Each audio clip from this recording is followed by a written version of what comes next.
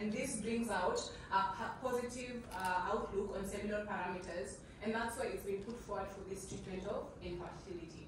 However, we see that it has a dose and time dependent effect on the testes, where chronic administration has been seen to cause germinal epithelium disorganization, cell death, sloughing, as well as high dose.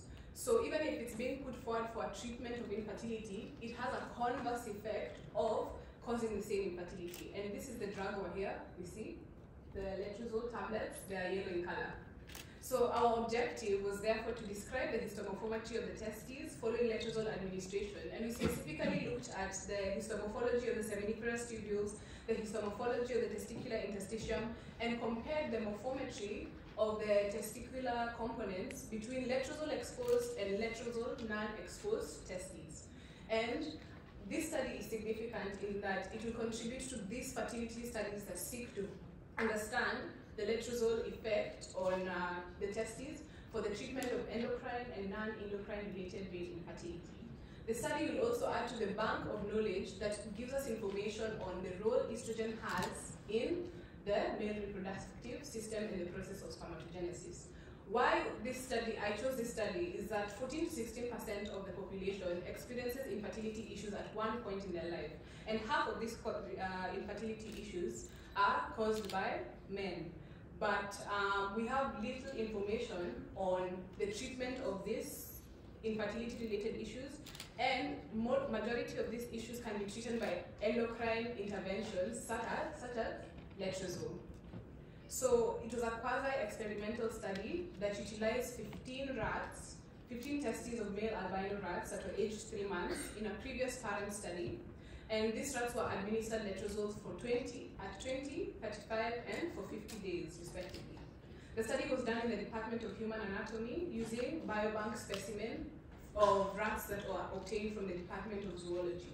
There was ethical approval that was obtained from the primary study by the Biosafety, Animal Use, and Ethics Committee.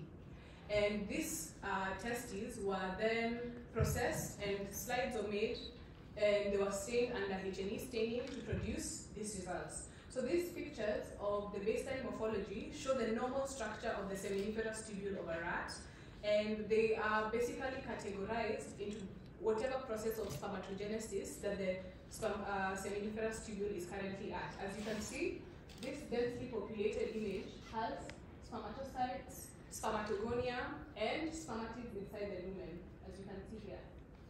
As for the seminiferous tubules, we saw that at times 100 magnification, there was a progressive decrease in the density of the seminiferous tubules. As you can see here, it progressively decreases in density until at 50 days exposure, there's overally a cellularity, decreased cytoplasm in the lumen, and you can see there's just some disorganization that has occurred, as compared to 20 days, where there was barely any change.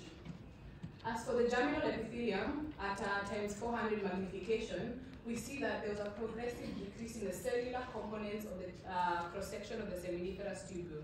That even at 50 days, there was a complete absence of spermatozoa in the lumen as compared to the control group. At 20 days, you see it's quite similar to the control group, meaning that letrozole exposure at some point has a minimal effect on the architecture of the testes. And 50 days exposure is equivalent to around 4 years of human consumption.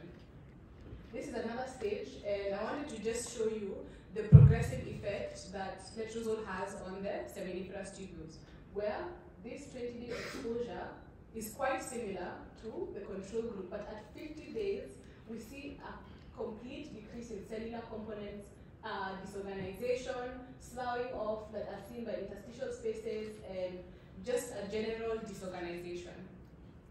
For the interstitium, we remember that the interstitium is composed of collagen, so there was this increase in an accumulation of amorphous material, signaling a breakdown in integrity of the interstitium. And again, it is a progressive change, and that's what I want to emphasize.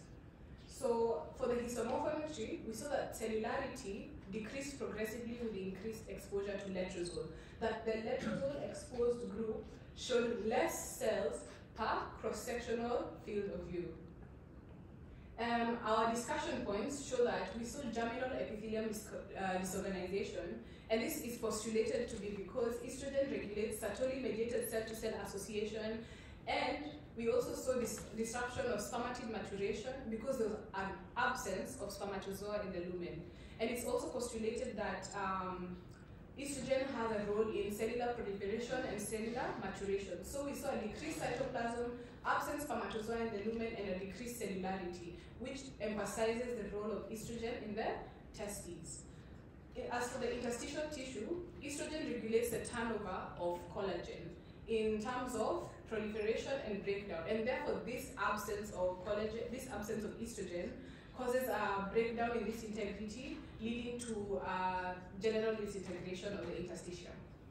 So as for our conclusion, we saw that letrozole exposure shows a temporal effect on the testes, both tubules in interstitium, and this is through effects such as decreased cellularity, tubular disorganization, and interstitium disruption. And these effects overall lead to a decrease in fertility.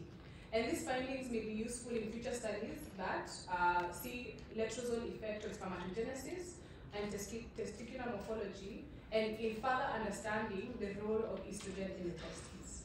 So these are my references, and thank you very much.